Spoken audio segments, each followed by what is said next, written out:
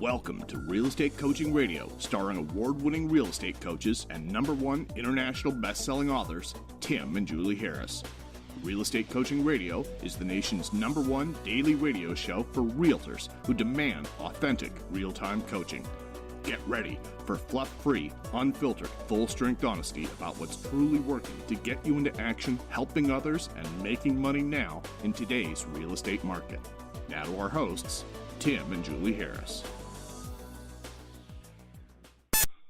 Warning. Do you have any of these 10 career-ending horrible habits? That's the topic of today's podcast. We're going to be going through a list of 10 horrible habits that Julie and I were brainstorming about that are some of the most common bad habits that folks in general, not just agents, have. Certainly everyone has lots of bad habits, but these are the bad habits that are the ones that sometimes slip by you just because everyone else you know has the same bad habits and you don't realize the ramifications of having said bad habit. So we're going to be going through the list, the top 10, at least the top 10 that we think are the most, I'd say, opaque bad habits that once you clear these from your life, you will find immediate results. So we're going to be going through these point by point. Before we do, we have lots and lots of announcements and folks that we would like to thank for continued support of Harris Rules, the #1 international bestseller. Over the weekend, I put a post up on our public and our private Facebook page offering a free hat for everyone who leaves a review for Harris Rules on Amazon. And these are our new hats that we just got. These hats, they're really, I mean, I don't want to sound like I'm, selling hats because I'm giving them away, but these are high-end hats. They're, hand-stitched, the embroidery work on the front. We searched, I know it sounds silly, but we searched high and low trying to find a really great source for hats. Julie and I love hats. Most everyone loves hats. So these are like the trucker hats, so they're mesh in the back, and they have the Harris Rules book logo on the front. That's beautiful. As far as the embroidery work on the patch that's sewn on. So enough about the hat. You get a free hat, and these hats aren't cheap, by the way. We had to pay, more than you would think for each of these things. Our minimum order was $500, and I still don't think I told Julie what these things cost.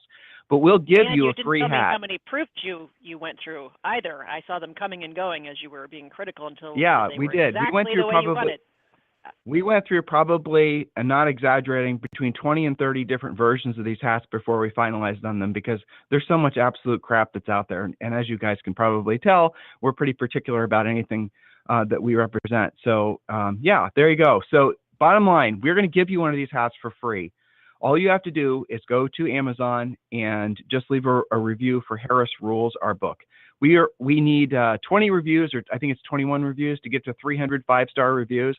So we would certainly appreciate your contribution. And once you do so, just go to help@timandjulieharris.com and just say, I left a review. And if you can, if Amazon's published a review, include a link to it.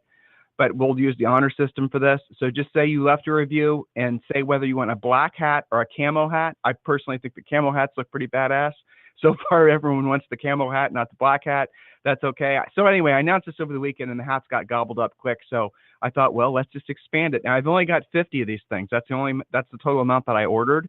Julie and I are going to keep a couple of them for ourselves, obviously. But beyond that, if you guys want one, please just go to Amazon, leave your review, and and then email help@timandjulieharris.com, include your address, and if you'd prefer a black hat or a camel hat, and we're going to mail those out later this week. So there's a little fun thing that all of you guys can do. It'll take you less than a minute, and I think you look like a rock star rocking the hat.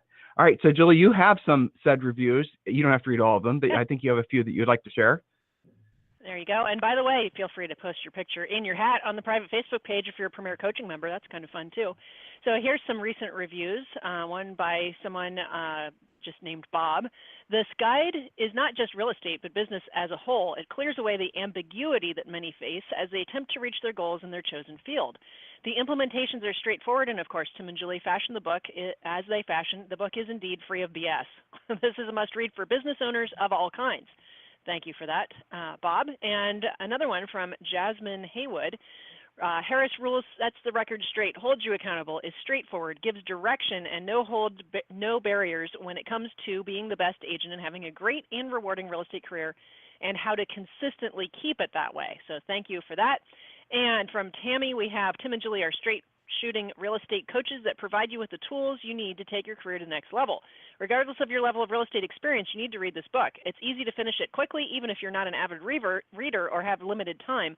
Do yourself a favor and listen to their podcast too. So we'll do a few more tomorrow, Tim, but thank you to all of you who have already done that, and your hats will be on the way soon. Back to you, Tim. So a lot of emails because we had stopped the ticket sales for the Harris VIP Mastermind. We're probably going to add some seats, but not too many. If you guys want to attend that event, it's the last Saturday here in Austin in July. So it's a few months off. So plenty of time for you to make your arrangements. Just go to harrisvipmastermind.com. All the information is there. And yes, indeed, we have booked Ryan Halliday. I mean, he's the 6-time New York Times bestselling author. He just released a new book, Ego, all kinds of great books. 2 of his books are some of the books we suggest you guys read. The Obstacle is the Way, Ego is the Enemy. So just fantastic author. He is going to be speaking in the afternoon of that Saturday. So please make sure you register for harrisvipmastermind.com, harrisvipmastermind.com. All right, Julie, let's get to our points. All right, you got it. So let's see. I had our little Facebook shop, but I'll share that for tomorrow. 10 horrible habits you must quit now. So remember, when you quit doing the wrong things, you make more room for the things that make you happy. So starting today, point number 1, quit procrastinating your goals. Some people dream of success and others wake up and work hard at it. Action and change are often resisted when they're needed the most. Get a hold of yourself and actually have discipline. Putting something off instantly makes it harder and scarier. What we don't start today won't be finished by tomorrow, and there's nothing more stressful than the perpetual lingering of the unfinished task, like all of you pre-listing package procrastinators. That's the top of my mind when I'm thinking of the procrastinating. Or you could pick on lead follow-up and setting appointments, but I digress. The secret to getting ahead is simply getting started. Starting all by itself is usually is sufficient to build enough momentum to keep the ball rolling. So forget about the finish line. Just concentrate on taking that first step. Say to yourself, I choose to start this task with a small, imperfect step. All of those small steps will add up, and you'll finally get to see things clearly, quickly. Now, we call that the accumulation effect. There's a great book called Getting Things Done that helps you with this whole taking the first step and getting less focused on that finish line and procrastinating, and more focused on just putting one foot in front of the other. I had a great conversation, Tim, with one of our coaching clients earlier today where, she's becoming a prospector, perhaps begrudgingly, and I was talking to her about the fact that the only people that ever say, well, I guess I just have to get used to getting hung up on.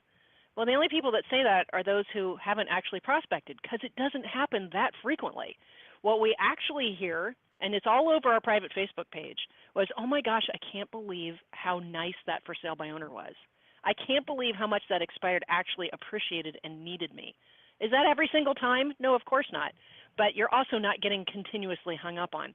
And so this plays into that point that when you put things off, they get bigger and scarier and weirder. And it just, blossoms in your mind into this horrible thing that you then continue to procrastinate. And that's why taking the first step is so important. Would you agree with that, Tim?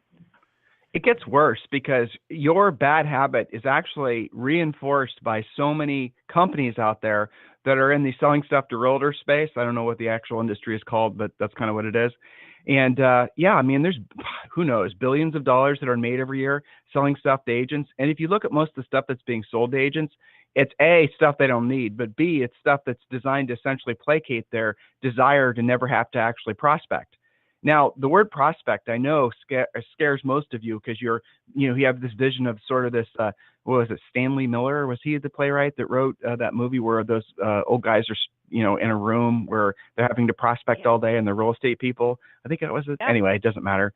You guys get the idea. I mean, you have this vision of essentially having to do some horrible, egregious, work that's going to make you do soul grinding and all blah, blah, blah. That's what your perception of prospecting is.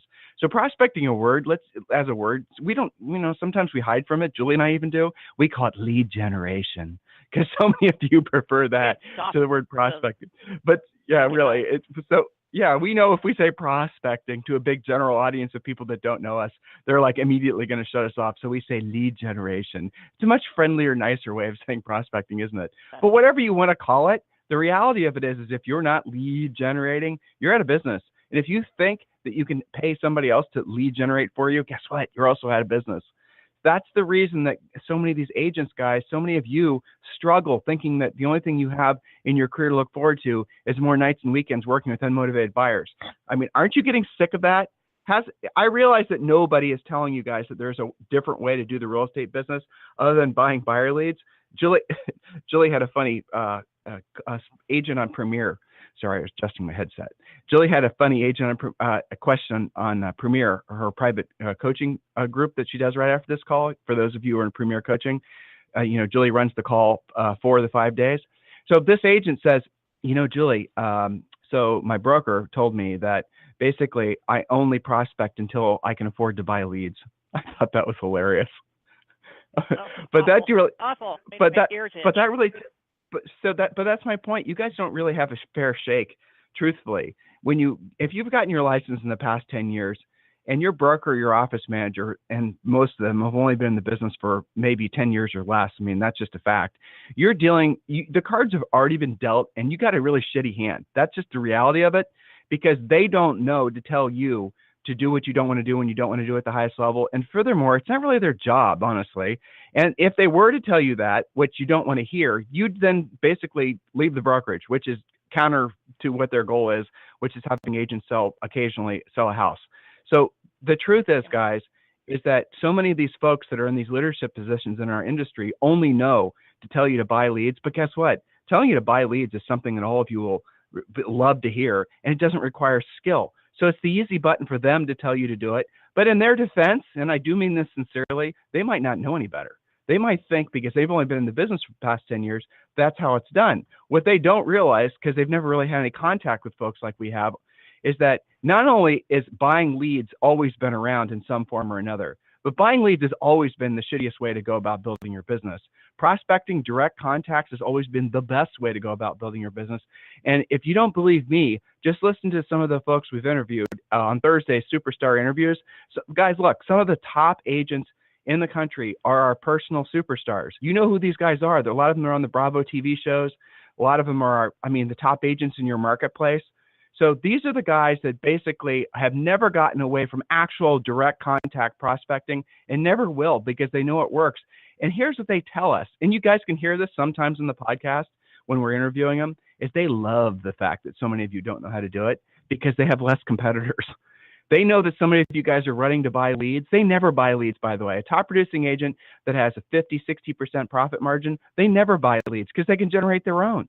And you guys buying buyer leads, I'm not even going to get on my soapbox. I won't. But buying buyer leads is the absolute silliest thing I've ever heard in my life, because buyer leads are the easiest thing in the world to generate. And you guys buy them?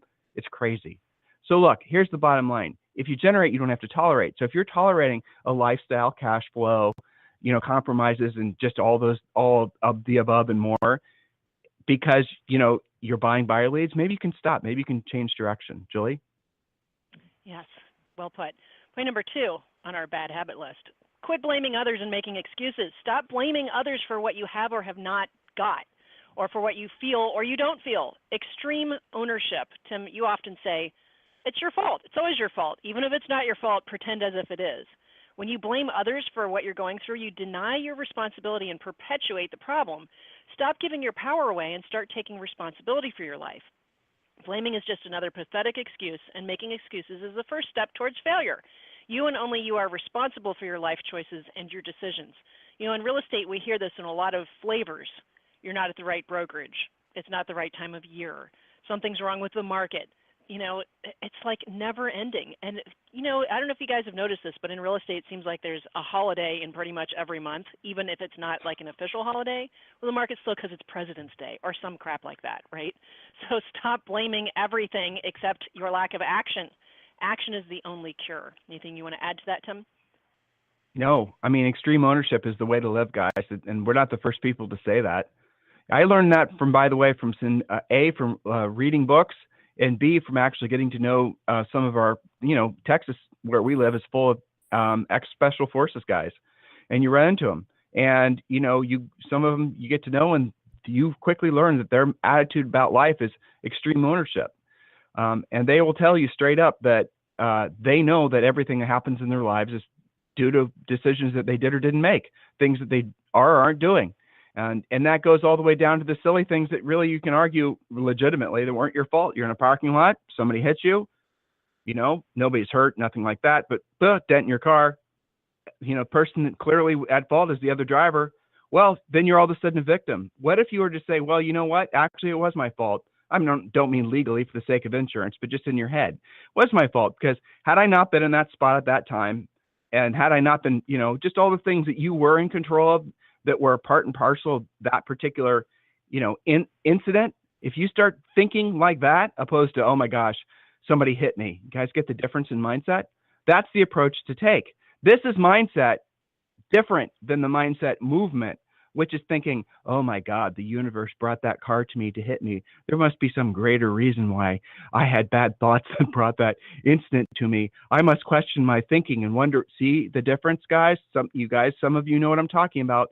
We don't and will not ever preach the mindset movement, but we will tell you to have a strong mindset. Having extreme ownership is the very definition of having the most powerful mindset you can have, versus the mindset movement people, which don't want you to take responsibility, want you to blame something that's out of your control. Next point, Julie.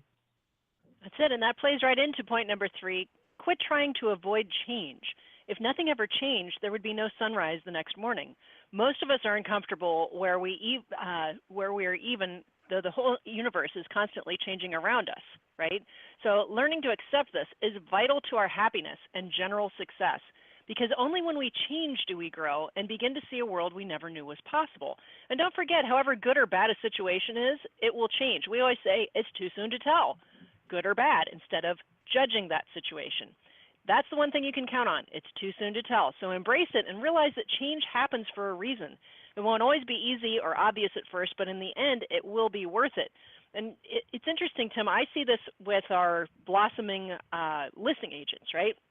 Where they'll go on kind of a scary competitive listing and they'll feel really insecure about it and afraid because it's change, it's not what they normally do. And I always remind them, think back to the first time you showed a house to a buyer. I remember back then, we didn't know how to use a lockbox. We didn't have a key to our RE/MAX office. I don't think I'd ever written a buyer contract, right? Everybody went through that, and it was like, of course, after hours, so that we couldn't even get into our office. And I'm pretty sure the buyer didn't really speak English. I mean, it was like one thing after another, right? So back then, all of you guys that are really good at working buyer business, at one point you weren't. At one point, that was the change you were struggling with. So why put off becoming a great listing agent just because it's change? You got through the first change, didn't you? Now this is just like that, requiring even more skill. So stop trying to avoid change. Habit number 4. Quit trying to control the uncontrollable. Real estate is full of this. If you try to control everything and then worry about the things you can't control, you're setting yourself for a lifetime of frustration and misery. Some forces are actually out of your control, but you can control how you react to things. Everyone's life has positive and negative aspects. Whether you're happy or not depends greatly on which aspect you focus on. The best thing you can do is let go of what you can't control and invest your energy in things you can control, like your attitude. And it's so funny. Sometimes we'll start out a coaching call, what was the best thing that happened to make you more money since we last spoke? And how many times do agents go right into the worst thing that happened? The question was, what was the best thing that happened? Why are you focused on the worst thing that happened? A deal tanked or some, client was mean to them, whatever. And then like 5 minutes later, they'll tell you that they took 3 listings last week and 2 of them sold and all their closings happened and, they took their kid to Disney World. Like, why are we not talking about that as the leading thought? So that gets back to what you can control and not control. And I think in real estate, it's so easy to feel the stress of what other people are doing and the situation happening around you. Really what you can control is your attitude, your outlook, and what you're focused on. When you do that, it's going to rub off on everyone else, and I think that'll make their uncontrollability a little bit easier to tolerate. Anything you want to add to that? This is the time of year where a lot of you guys start feeling overwhelmed, and if I'm being honest, a lot of you guys start giving up about 30 to 45 days from now because you don't have the momentum, because this is the time of year when all the part-timers start coming out of the woodwork again. Maybe they didn't consider themselves part-timers, but let's be honest, they weren't really working for the past 4 to 6 months, and they're back in the market, and they start picking off business here and there. They start clouding up the business. They start basically, the normal sellers out there start getting overwhelmed with, you guys are living through that now or will be soon. So what you need to do is you need to realize before you get overwhelmed that you definitely want a proven path to follow. You need direction. You need to get some discipline. You need to embrace, at least start to embrace, the concept of doing what you don't want to do and you don't want to do at the highest level. On the other side of that, guys, is everything that you're looking for. The changes that you'll make when you stay on that course they're not just mental, they're not just mindset, they're actually physiological. As you get to the point where you develop a tolerance for working intensely for longer periods of time, you guys will have massive breakthroughs faster than you can possibly imagine. And we're talking about essentially having a disciplined life, having a scheduled life, and where you really are locked into a world that's designed, a schedule that's designed around goal accomplishment. That's really the whole point of it. Every morning, you'd start at a certain time, you do certain activities, 3 to 5 things at a high level every single day. And when you do those things consistently, regardless of the weather, regardless of whatever other things you are using as an excuse to throw you off course, you do that consistently for 90 to 120 days, normally you're going to start feeling a real significant difference because you're going to start seeing a huge difference in your checkbook. That's how you guys build momentum. Some of you never give yourselves a chance to do that because you just go from one pretty shiny object to the next. Oh, who called me today trying to sell me leads? Oh, what, goofball's coming to town this week to basically try to sell me some secret sauce. You just go one thing to the next, the next, the next. And then you may have some buyers. You may have somebody who might list with you someday, but really you don't have any business. You're just faking it. You don't know it because all your friends are faking it too. Aren't you sick of that? Because what happens realistically around May is that your best opportunities are already essentially taken because of the spring momentum is already underway. All the agents have come out, all the competition's gone through the roof, and now everyone's doing exactly what you're doing because they're all going for the easy button too. And now you essentially have lost any opportunity to build any meaningful momentum through the obviously spring and then the summer into the fall. And then you give up. That's what happens. People then, start rationalizing, well, I guess I'll try again next year. When does that happen for most of you? I mean, if you're being honest, June, July, isn't that when you start saying, well, you know what? I'll just try harder next year. I'll just do it again next year. I'll buckle down. You know what? I'll come October, when the kids are back at school, that's when I'll actually get my act together. No, you won't. You never have. You never will. You need some external accountability, and you know it. You need a proven plan that you're essentially forcing yourself to follow, and you know it. There is nobody who's ever accomplished anything significant without external accountability. Julie and I are personally, I think all of you guys will agree who've listened to us for a long time, extremely motivated. But I promise you, we would not be doing what we're doing physically if it weren't for going to Orange Theory 4 days of the week.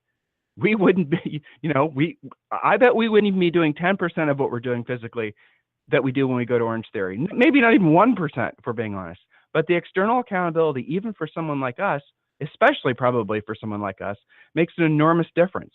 So for those of you who have never had external accountability, avoided external accountability, for those of you who are truly ready to go to the next level, I strongly encourage you to request a free coaching call at freecoachingcallsforagents.com. Freecoachingcallsforagents.com. Julie, I think you have time for one more point.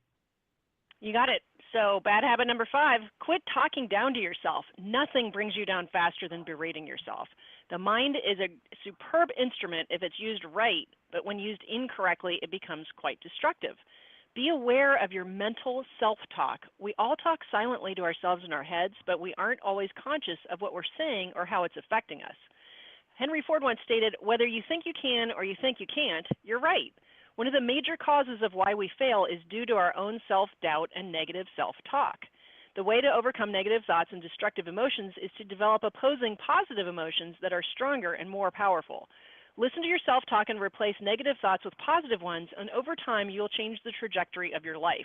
There's a great book by Joel Osteen called Your Best Life Now. He is great, if you ever listen to him speak, at replacing some of the negative self-talk, really isolating that and pointing it out, and fixing that by replacing it with positive talk.